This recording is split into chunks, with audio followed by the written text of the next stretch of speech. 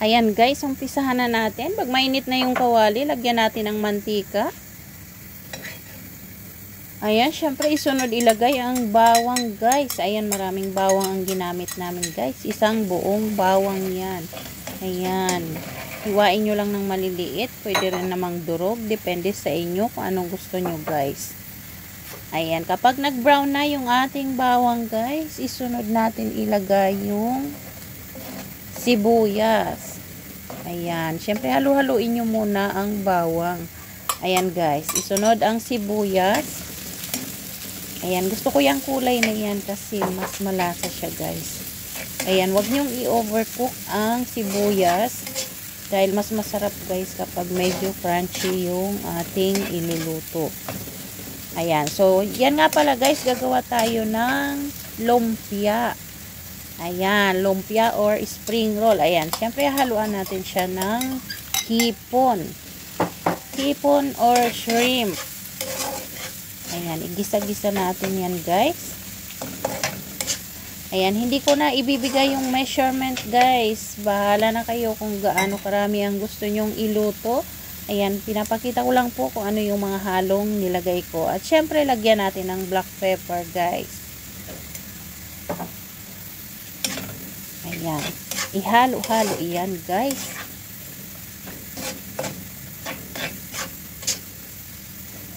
Ayan, kailangan igisa-gisa nyo konti yung hipon. Na-blanch na po yung hipon na yon, half cook na siya, kaya mabilis lang. Ayan, so ilagay natin yung ating mga hiniwang carrots. Yung ating sayote guys. Ayan, halo-haloin nyo. Mabilis lang yung luto nito guys. Half cook lang ang gagawin natin kasi mas masarap kapag medyo malutong-lutong pa yung mga vegetable na pang spring roll.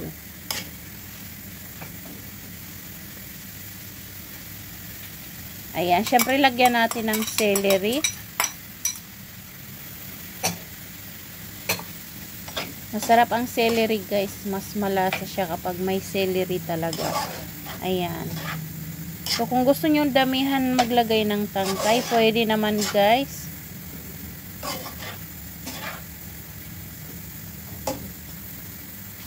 Ayan, magandang araw nga pala sa inyong lahat guys. Ayan, lagyan natin ng patis. Ayan, kayo na ang magtansya ng alat. At syempre, lalagyan ko rin siya ng spring roll sauce guys. Ayan, para mag-agaw konti ang lasa niya.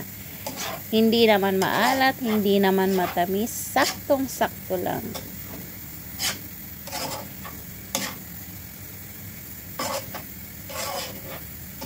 Ayan, dahil nag-crave kami ng spring roll guys. At gusto rin naman ng ganyan ng aming mga amo. So, magluluto kami ng ganyan ngayon guys.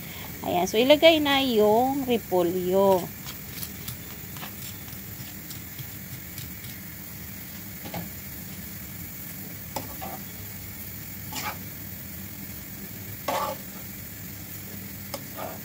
Ayan, syempre ihalo-halo naman guys para pumantay ang kanyang luto.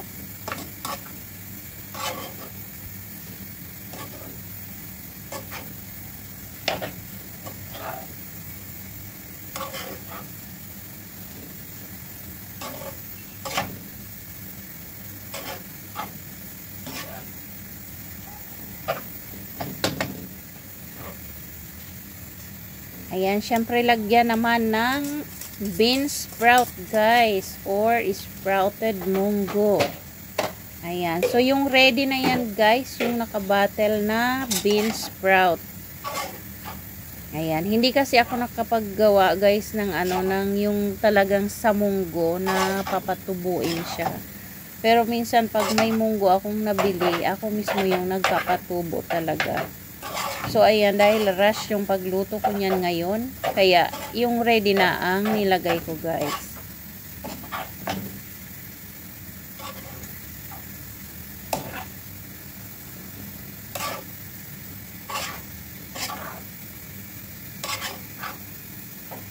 Ayan, so kung gusto nyong dagdagan yung kanyang alat guys, nasa sa inyo na yan, nasa panlasa nyo na. So ayan, nagdagdag ako ng patis dahil nung tinikman ko, matabang pa nga siya guys. Ayan, kaya dinagdagan ko siya ng patis para mas malasa at tamang-tama yung kanyang alat. Ayan, so pagkahalo-halo niyan guys, pwede na yan. Luto na siya, na half cook na siya guys.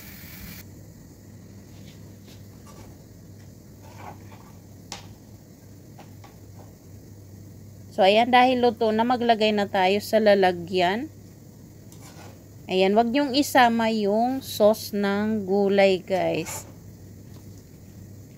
Ayan, dahil pag ni-roll natin yan, syempre mababasa yung ating wrapper. Kaya kailangan, wag nyo nang isama yung sauce niya. Ayan. So, iset aside muna natin siya. Palamigin muna ng konti bago natin ibalot. At ito naman yung ating fresh wrapper. Ayan guys, ito yung tira ng ng ginawa nating spring roll guys. Ayan, ito yung vegetable niya. So hindi ko sinali yung yung sauce niya guys. Iniwan ko diyan sa kawali. Ngayon ilalagay natin itong Indomie. Ayan, ito yung pansit kanto ng Indomie guys. So hindi ko ilalagay yung powder nito dahil may lasa na yung ating gulay. Ilalagay na lang natin yung kanyang noodles guys. Ayan. So, parang parang gisado na ito. Ayan. Mabuti mayroong 3 piraso si Budots. Ito na ang aming kakainin, guys. Ayan. O, diba? Tamang-tama siya, guys. Dahil tinirahan ko siya ng gulay. O, diba? Di may sahog na yung ating Indomie. Pansit Canton, guys. Ito na siya. O, diba? Malasa to kasi meron siyang hipon, guys. Hindi ko na nilaga yung canton. Ayan, direct na siya dyan dahil may sauce naman na natira guys. Para saktong-sakto lang siya.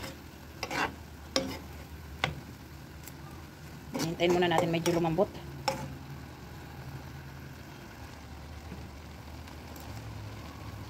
Ayan. Ayan, medyo lumambot na guys. Pwede na nating haluin. Diba? Tama-tama lang yung sauce nito guys na natira.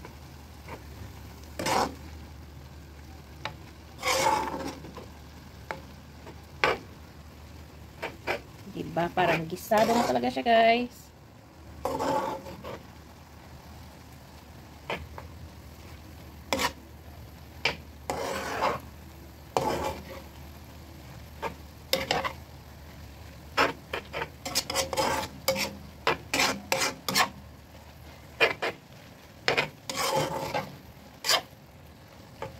Ayan, luto na ang ating Indomie gisado. Ayan. O, diba? Ang sarap. Marami siyang sahog na gulay, guys. May hipon pa yan. Ayan, hindi lang kita yung hipon kasi hiniwa ko siya ng maliliit, guys. Kasi nga, pang siya, pang spring roll. Lumpia. Ayan.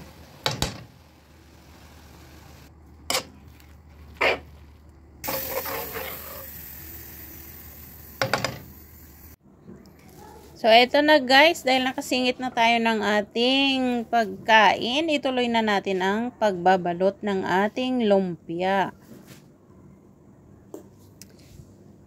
So, ayan, lagyan na yung ating wrapper.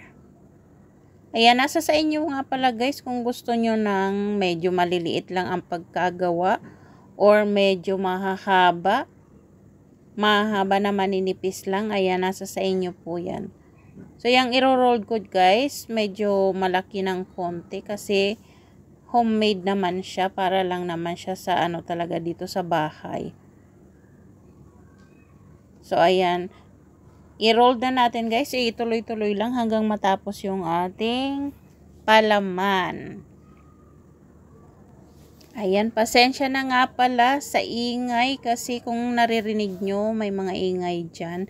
Ayan, dahil malapit po kami sa school. So, ayan, rinig na rinig talaga yung ingay ng mga bata sa school, guys. Ayan, so ituloy-tuloy lang natin yung pagbabalot hanggang sa makatapos tayo, guys.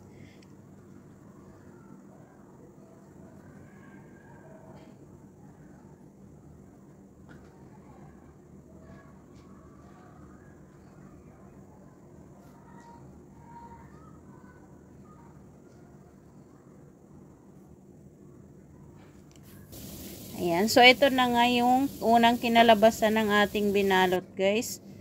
Ayan na yung pangalawang layer. Ayan, syempre yung sobra, guys. Ayan, unahin naming iluto yan dahil kailangan na naming magpadala sa mga bata. So, ayan, guys, iprito na. Mas maganda, guys, iprito talaga kapag bagong balot nyo lang yung lumpia. Ayan, mas maganda siya kesa doon sa na-frozen na, guys.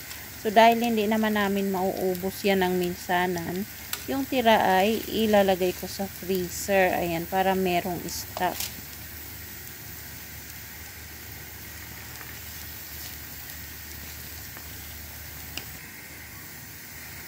Ayan, paluto ng ating lumpia, guys. Ayan, dapat golden brown yung inyong pagkaprito.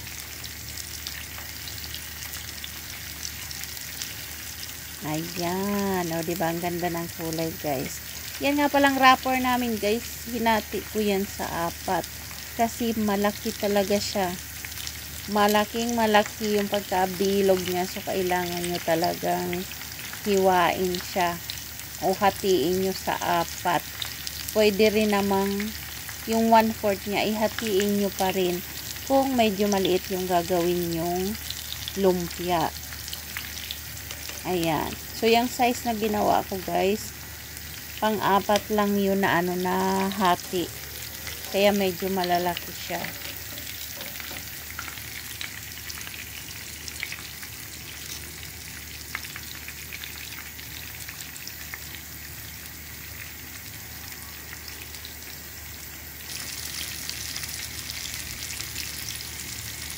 So, ayan, pagkatapos prituhin, ilagay natin sa strainer, guys, para mawala yung kanyang sobrang mantika. Ayan, kailangan ilagay nyo dyan para masala siya. Or, ilagay nyo siya sa paper towel para mas mabilis mag-absorb yung mga mantika na sobra-sobra sa loob, guys. So, ayan, nakaluto na tayo. Ready to serve na ang ating lumpia. Lumpia vegetable with shrimp. Ayan. So, maraming salamat, guys.